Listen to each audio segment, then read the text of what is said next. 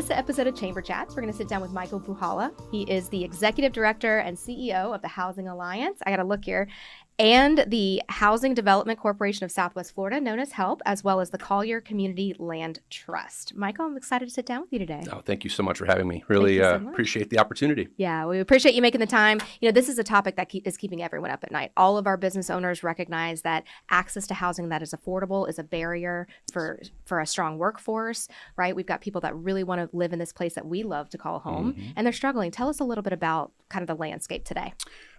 I've been in this work since 2009. I'll probably get into a little bit more about as we talk about our trio of organizations. But the landscape today, I feel like there's been more of an emphasis, people stepping forward, and just maybe it's intentional. We'll talk about the Housing Alliance a little bit, and we've been going out and seeking individuals that are willing to put their hand up and say, I want to be a part of trying to create some solutions, because it's been decades. We talk to people who've been here a long time, and they say, we've been talking about housing affordability for decades, and we can define the problem very well. We got a lot of stats that indicate it. We hear the anecdotal information from employers, so we certainly know the problem exists, but I think people are ready to hear what are the solutions. What can we do to move things forward? So we've felt a lot of energy around that. We're looking to engage some new stakeholders, really the philanthropic community that has done so much for this community and other areas. So excited. I think there's a lot of momentum, a lot of energy.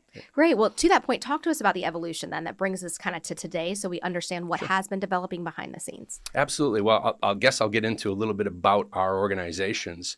The Housing Alliance is the newest, and it was formed in 2024, and it's really designed to be a central hub to provide community education on housing needs, work on advocacy, but also creating awareness. But it also is the strategic coordinator of all three of our affiliated organizations. Our oldest entity, or longest tenured entity, is HELP, as you referenced, and I joined in 2009. And we became a local HUD-approved housing counseling agency in that year. And we still serve as the only HUD-approved local housing counseling agency in Collier County. So HELP's really the focus is direct services to individuals and households who are seeking information and resources on housing. And we link them up with that information through what we call our branded Housing Navigator Program. And that's been in the works for several years and continues to grow. And then with the Community Land Trust, that was formed in 2020. And really the emphasis was on long-term affordability through land stewardship, but also creating development partnerships, because what we discovered through HELP is no matter how much education and advocacy or financial literacy, budgeting, credit, all that work that we do, no matter how much of that we provide, there's still individuals that are going to face a gap, and we needed access to inventory. So the Community Land Trust fills that role, really partnering, working with developers that are interested in the affordability space and want to come in and help us provide some solutions, whether they be existing units and working on preservation, or if it's developing some new developments that are focusing on the affordability piece. So very excited about the work we've been able to accomplish with the Community Land Trust. We were able to serve as a nonprofit general partner in a 320-unit affordable senior rental development that opened within the last year. And we hadn't had a truly affordable senior development created in decades in the community. So that we found to be a really interesting opportunity. We still are involved. They're fully leased up now, and there's obviously some turnover, but we continue to help in navigating individuals who may qualify to those units, but also just go out and have some stewardship, ongoing activities. We had a chance to go out a couple weeks ago. Two of my staff were there participating in a financial wellness bingo. For the seniors through one of our banking partners. So just a lot of exciting opportunities that creates when we have these developments in the community. We're working on something now that I think is really interesting for workforce.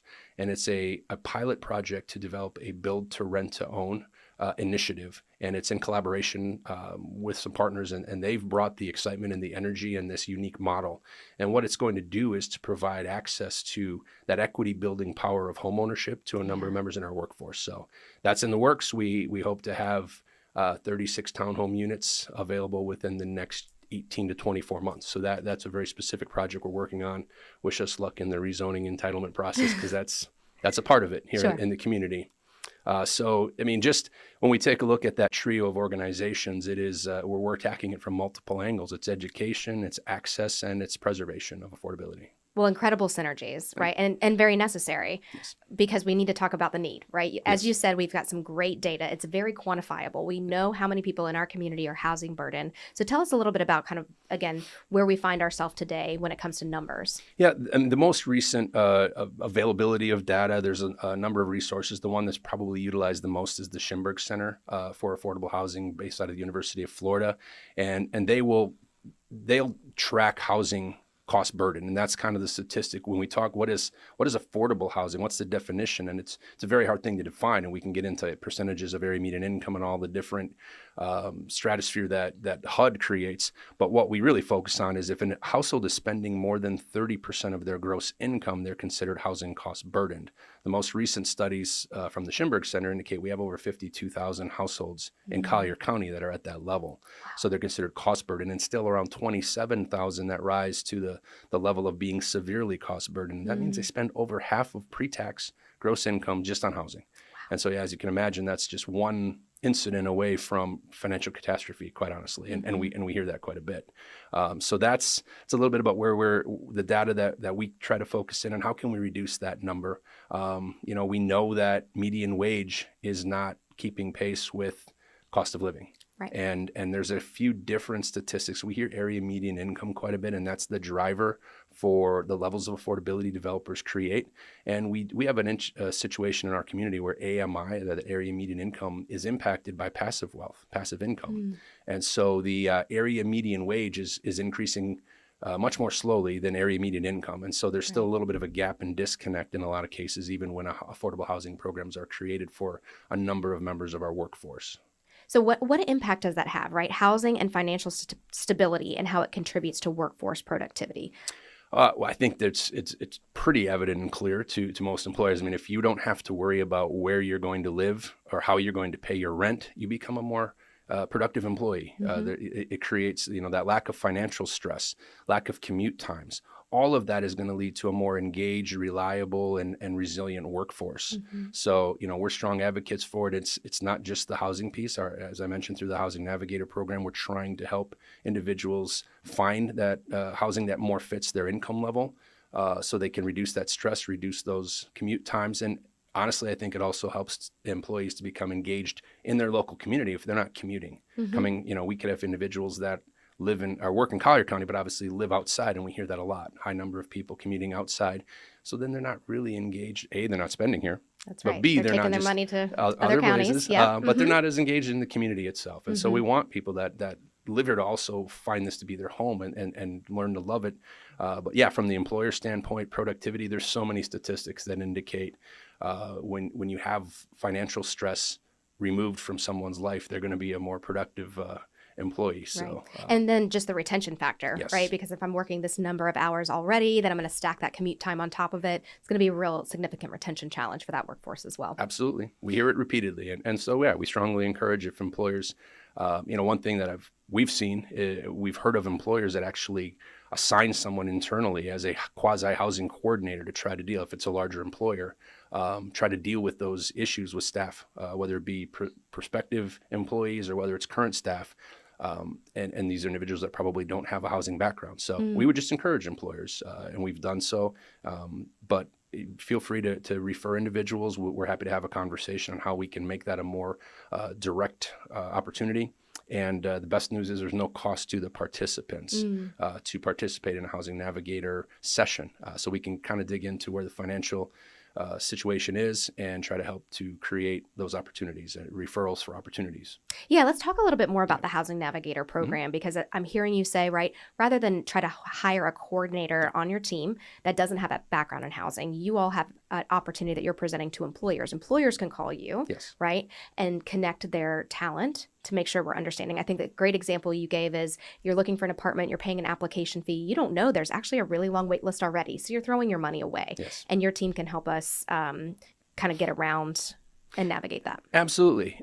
First and foremost, individuals need to know eligibility, requirements for various, whether it be rental developments or maybe they qualify for a homeownership opportunity that they weren't aware of. I've referenced our Build to Rent to Own. That's going to have its own unique set of eligibility criteria. We do a great partnership with Habitat for Humanity. There's a number of homeowners or individuals, households that probably don't realize they could qualify and get into homeownership in this community because there's some great new developments that are coming online with Habitat. So yeah, it's absolutely a resource that we want to encourage employers to make that referral. It starts with an individual session with a HUD-approved housing navigator.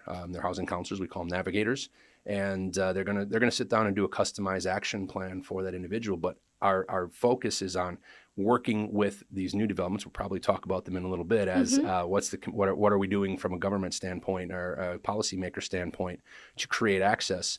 There are units that have income restrictions, so we're working to have those relationships, know where these units exist, align availability and affordability, so the household doesn't have to go through the stress of multiple applications. Where do I look? Where do I find this information and resource? So that's been a focus. We added a staff member this past year that really is focused in on workforce and senior housing advocacy. Good. And that's going to be her role, is really finding out where do we have these units. And we all work together as a team, but trying to really coordinate and align access and availability. Well, and alongside the strategic approach you have for the different entities working together for solutions, a lot of the work you do is data-driven, which is what I really love. So talk to me about how data drives the work you do. Well, it's foundational to the work. It informs our policy recommendations. It informs program creation. It informs community outreach.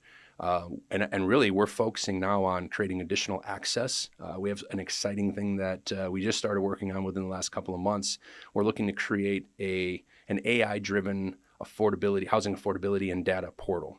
So the goal would be to have as many people participating, but it's really to provide access. There's not a centralized site right now where if you're seeking information and resources on the rental communities that are coming in that maybe have some level of affordability, where you can just go and do a search. I think the state has tried to put something out, but unless you get a concerted effort from the development community and their property managers to let us know when their units are available, what are their income levels, what are their rent levels, that has to come together. So we're looking to align all of that, but it would also, there'll be a footprint left behind by those consumers that are coming in and just letting us know, where do they sit? Are they living in the community already? Are they looking to move here? How many people in the household? What income level are they at?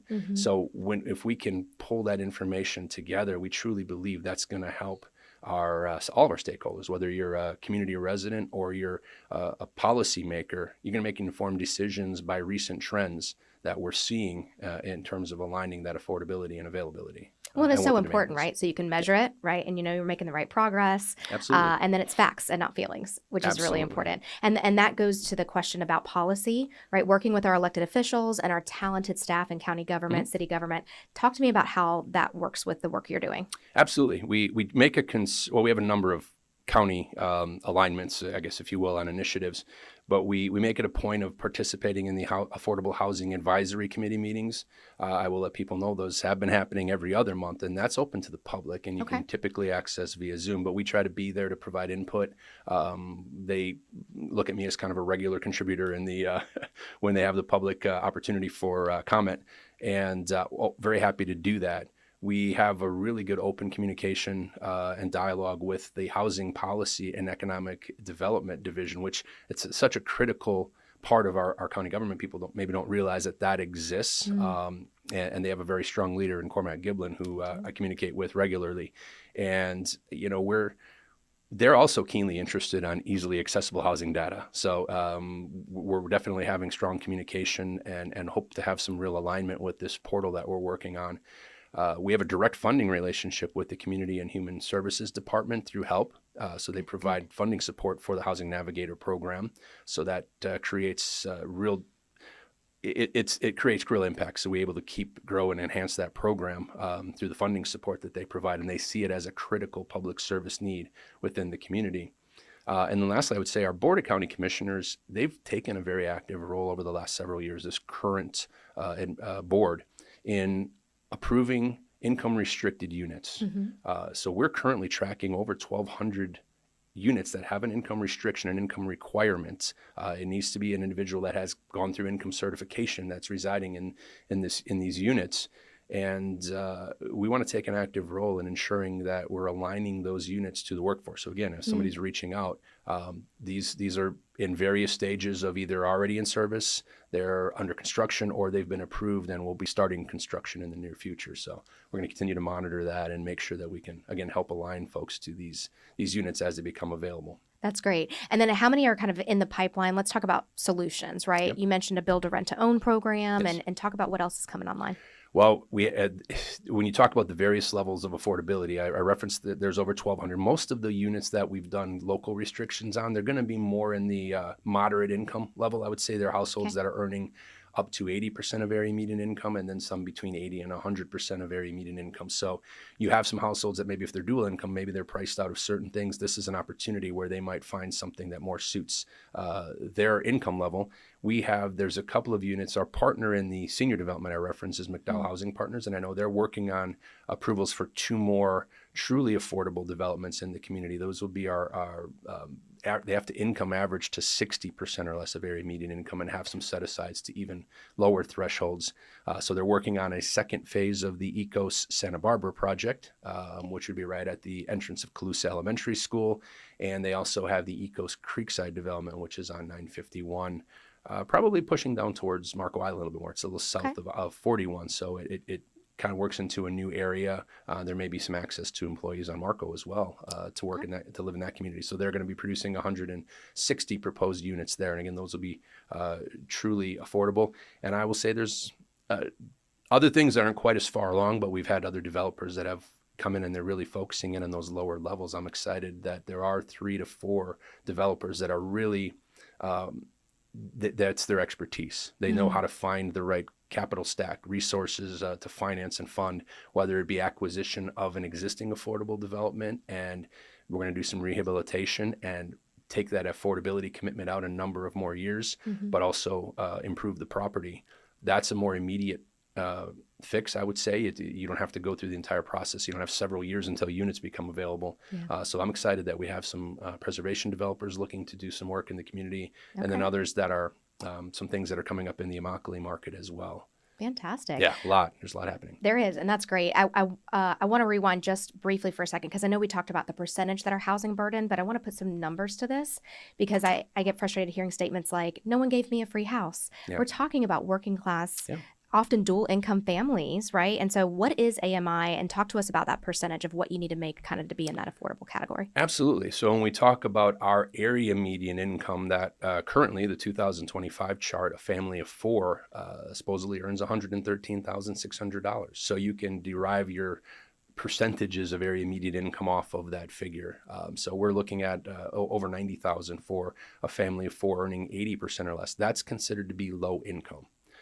So then when we break down to the lower categories, there's different definitions. A household earning 30% or less is considered to be extremely low income. If you're 50% of that 113,000 figure, then you're in the very low income category. And then as I referenced, 80% moves up to low income. And we have the other definitions in our community for certain programs. If you can earn up to 120%, you're considered to be moderate income. And certainly we have households that if they're sometimes single income, they're going to be in those lower thresholds. And then we have some dual income households that sometimes they'll feel like, hey, we're priced out of everything. There's no opportunity because we don't earn below that low income threshold. But that's where some of the programs that are created to go up to moderate income can impact. And even when it comes down to certain down payment assistance programs like the SHIP program, there may be some options available. We've heard of Hometown Heroes, which is a state program. They'll allow households all the way up to 150% of AMI, try to get to some down payment assistance resource because, as we know, I mean, we haven't talked about home ownership a lot yet, but median home price is around $575,000. Recent statistic that we looked at, it takes north of $150,000 in gross income to buy a home, a conventional fee simple home. If we're not working with any additional outside incentive or resource, that's a healthy income to be able to become a homeowner. So that's where the rent to own, I think, is a unique way to help people maybe bridge that gap. I referenced Habitat, another opportunity where households that maybe aren't earning as much, and that's their sole focus. Let's get people into home ownership who maybe are never going to have that opportunity. it's a reach to get people from rent to home ownership in this community. Okay. Well, and that makes total sense, right? I mean, that gap exists, and I'm thrilled to hear that there's significant progress in the right direction, a lot more units coming out of the ground, a lot that exist. The political climate is allowing for that, so we're so grateful for our elected officials that share the value of understanding, right, how important ensuring that we have access to for our workforce, right, Absolutely. here in our community. So I'm thrilled to hear that. You indicated the opportunity potentially for philanthropy to have Yes. an element in this. Talk to me more about that. Well, certainly as nonprofit organizations, we always are open to people coming in and talking about it. We're supporting the work that we're doing, but there's some unique things that have happened. The Community Foundation has really gotten behind this. Collier Community Foundation created a housing impact investment fund. So we had the opportunity to assist in putting together some applications, getting some bridge funding for that senior development that I referenced.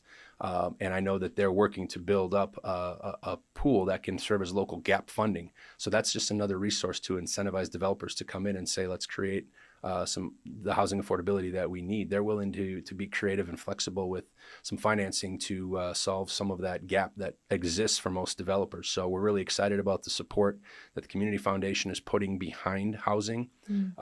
We're also I will reference the Build to Rent to Own initiative is one of the unique ways in which these units will be developed is through utilizing donor advised funding. We have a significant amount of money that resides in donor advised funds. These are been contributed. They've already taken tax exemption, and it's funds that just can be deployed at some point for a charitable purpose.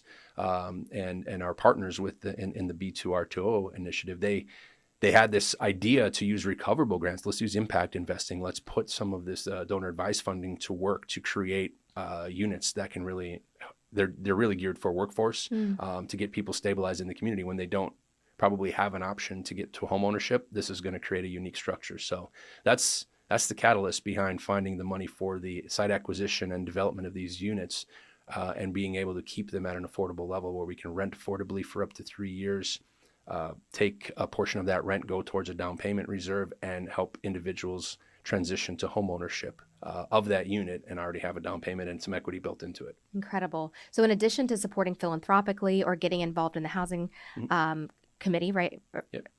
What are some other ways community can help support you? Well, there's a number of ways. We are always looking for collaboration. I think we reference that businesses can certainly help host housing initiatives, just refer employees.